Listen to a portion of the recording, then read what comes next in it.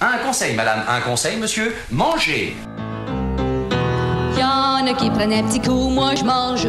Y a-t-il un pilote dans l'assiette? Y en a qui lèchent les vitrines, moi je mange. Alors, je profite de ton éclairage, Anne, parce que je trouve ça compliqué de savoir à quel moment le repas est terminé, à quel moment on n'a plus faim, à quel moment on se sent rassasié. Ou en tout cas, moi, je me sens rassasiée. Je ne sais jamais si je peux encore me permettre de me resservir 2 fois, 3 fois, c'est tellement bon, ou par habitude, ou je ne sais pas. Est-ce que tu peux m'expliquer ce comportement ? Mais oui, avec bonheur. Il y a effectivement beaucoup de personnes qui me disent « mais j'ai l'impression d'être jamais rassasiée ». Mais qu'est-ce que c'est finalement que le rassasiement? Qu'est-ce que je dois... c'est quoi le signal de « stop, c'est assez ». Alors, le rassasiement, la définition, c'est la disparition de la sensation de faim. C'est aussi la disparition de l'envie de manger, c'est la disparition du plaisir de manger. On va y revenir.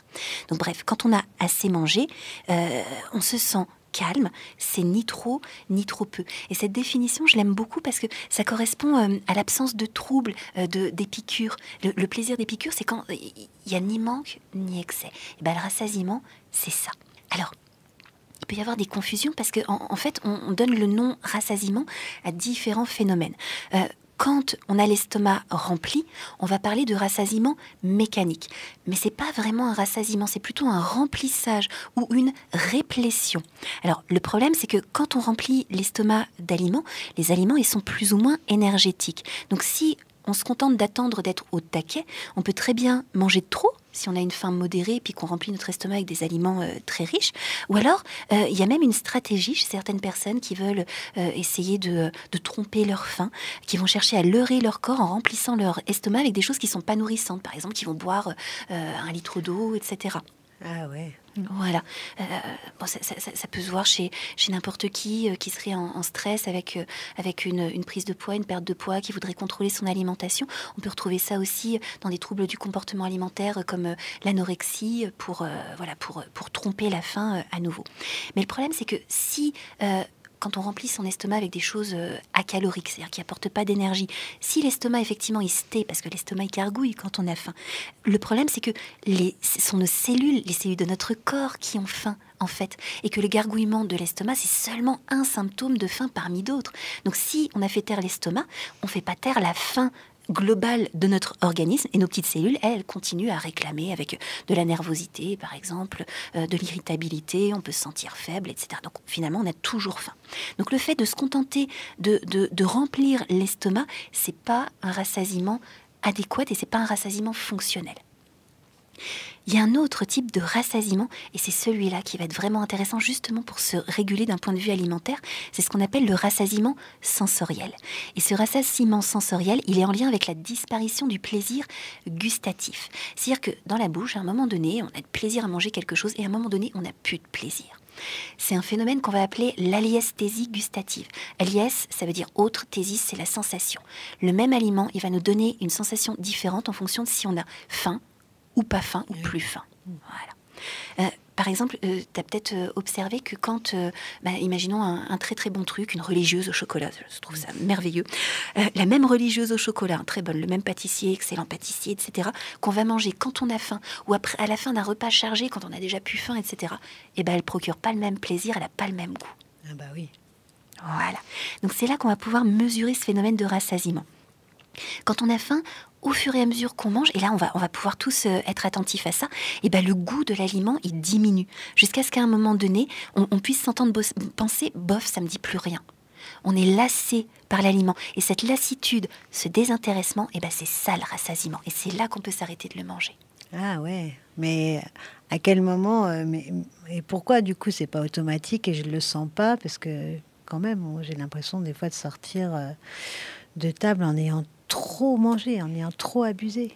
Voilà. Donc, ce rassasiement, on en est normalement tous équipés. Il faudrait avoir une pathologie vraiment spécifique pour que notre cerveau ne puisse pas nous donner ce type de rassasiement. Donc, ça veut dire qu'il y a d'autres phénomènes qui sont plutôt comportementaux, qui vont nous empêcher soit d'y être attentifs, soit de le percevoir au bon moment. Par exemple, alors, premier phénomène, c'est manger sans avoir faim. Si on admet que le rassasiement, c'est la disparition de la faim, et qu'on n'a pas faim, il n'y a rien qui va disparaître. On ne va pas sentir de différence entre le moment où on a commencé à manger sans faim et le moment où on n'a plus faim, puisqu'on avait de toute façon déjà pas faim. Voilà. Donc c'est indispensable d'avoir faim pour pouvoir sentir ce rassasiement sensoriel. Quand on mange alors qu'on n'avait déjà pas faim, les sensations elles sont un petit peu plates. Il n'y a pas cette sensation, tu sais, de plaisir, waouh, des premières bouchées, etc. Ça va être un petit peu monocorde. Alors ça peut être plaisant, mais ce sera jamais le waouh de quand on a faim. Donc première chose, si on veut sentir le rassasiement, il faut avoir faim. La deuxième chose, c'est quand on mange trop vite. Le rassasiement sensoriel, il nécessite de passer par le goût. Le goût des aliments, il va envoyer de l'information à notre cerveau.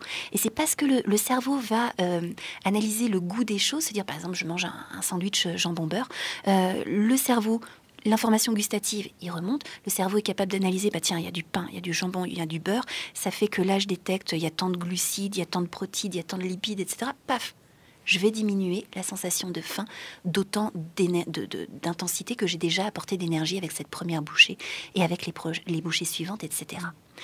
Si je mange vite, du coup, souvent je mastique pas assez et puis surtout, je prends pas le temps de sentir le contact avec la langue, il est pas prolongé et donc je n'ai qu'une bribe d'informations gustatives.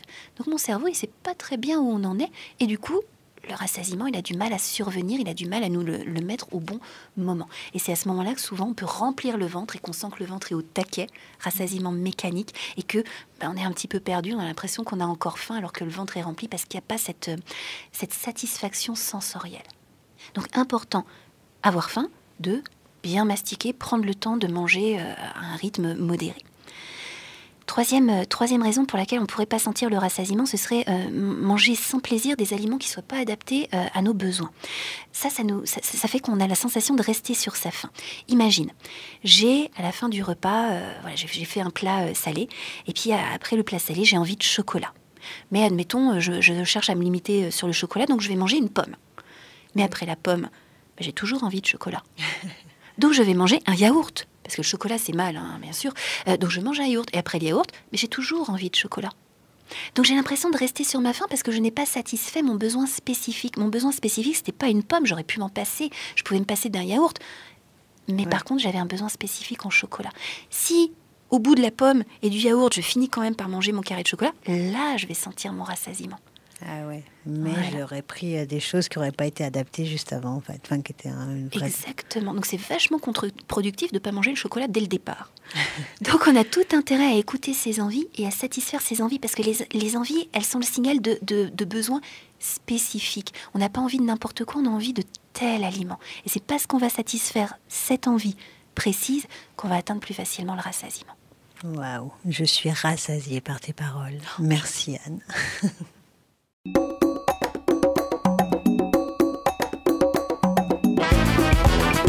Cette chronique vous a plu ?